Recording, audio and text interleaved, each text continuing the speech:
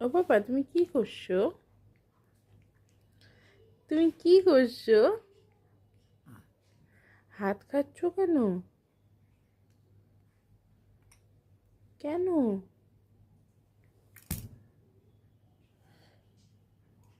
হাত খেতে হয় না। হাত খেতে হয় না। হাত খেলে সবাই ব্যাড গার্ল বলে।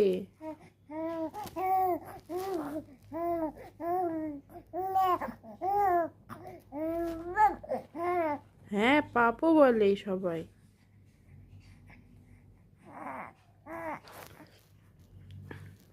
সবাই ব্যাড গার্ল বললে তখন কি হবে?